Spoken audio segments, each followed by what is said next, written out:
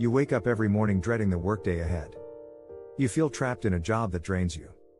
The frustration is real, but what if I told you that 85% of people worldwide are dissatisfied with their jobs?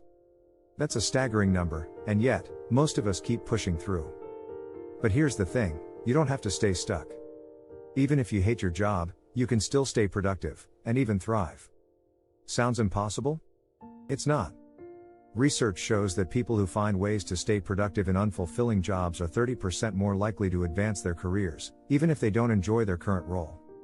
So, how do you do it? In this video, I'm going to show you the secret strategies to stay productive, maintain your energy, and get closer to your goals, no matter how much you dislike your job.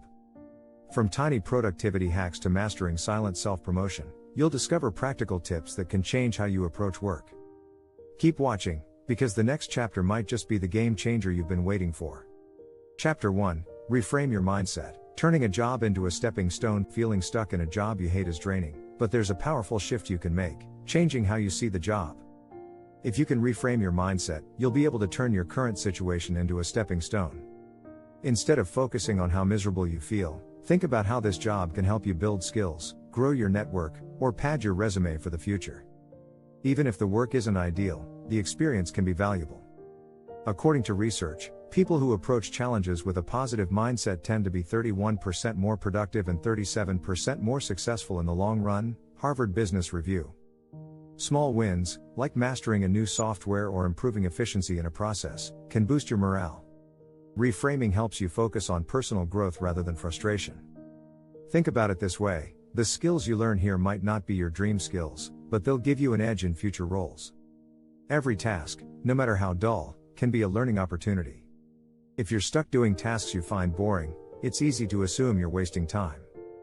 But consider this, you might be getting paid to hone skills you'll need in your next career move. Even tedious admin tasks help you sharpen your organizational skills or multitasking ability. So, embrace the process as a tool for personal development rather than a daily grind. It's all about finding value in the moments that seem insignificant.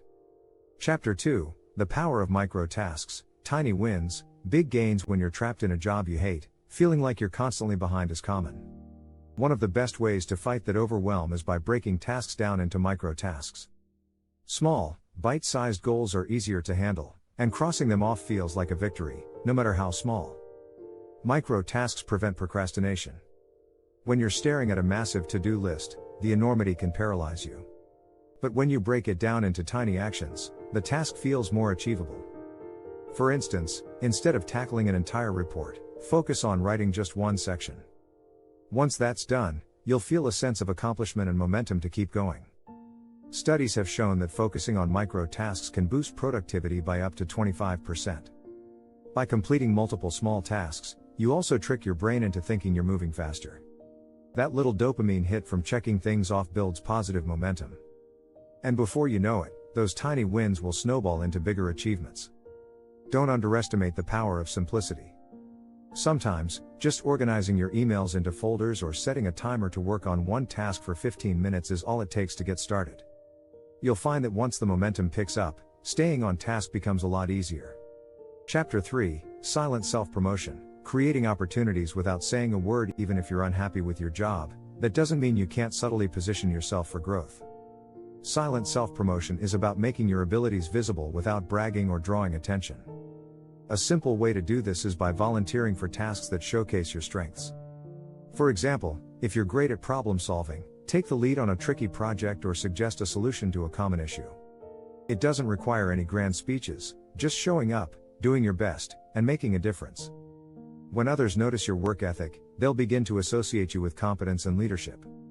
Research from the National Bureau of Economic Research reveals that employees who make an effort to be seen as reliable are 40% more likely to receive promotions, even in challenging work environments. So, look for ways to showcase your skills in a quiet but consistent manner. Adding value to the team, without the need for self-promotion, is a strategy that can be just as effective. For example, you might share a helpful resource or tip with a colleague, or offer assistance on a difficult task. You won't always get a formal thank you, but your contributions will make an impact on how others view you. Don't forget to subscribe to get more valuable tips on navigating your career, especially when you feel stuck in a job. You won't want to miss what's coming next. Chapter 4, Mood Boosters. Create your own positive workplace vibes. Sometimes, it's hard to feel motivated when you're in an environment you don't enjoy. But you can improve your mood and productivity by creating your own positive workplace vibes. It all starts with controlling what you can.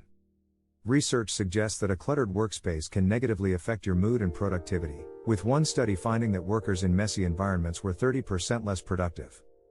A simple fix? Organize your desk and make it more pleasant.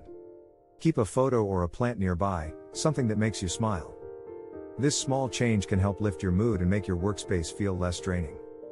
Incorporating small mood boosters into your day can make a big difference. Take a walk during breaks to clear your head. Studies show that even a 10-minute walk can improve focus and reduce stress levels. Listening to upbeat music is another quick mood lifter. Even if it's just for a few minutes, listening to your favorite song can change your energy and make work feel less tedious.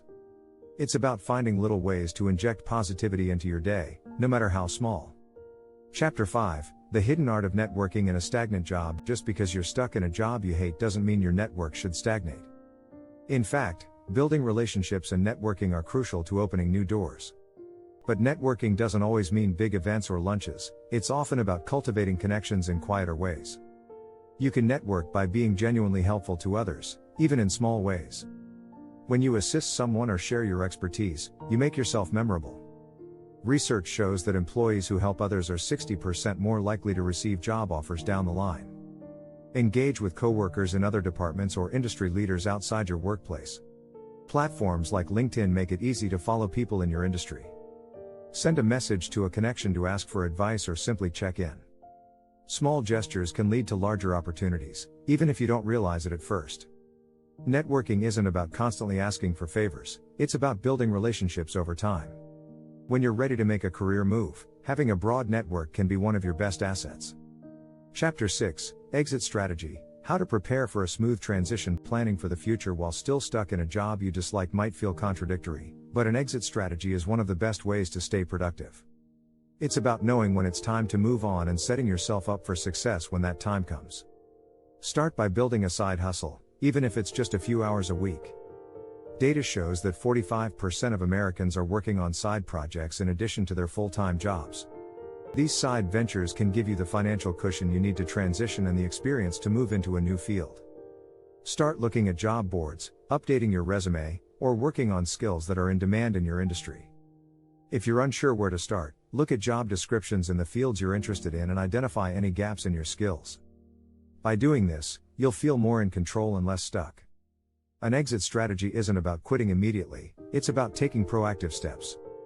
According to career experts, employees who plan their exit are 50% more likely to find a job they enjoy compared to those who leave without a plan.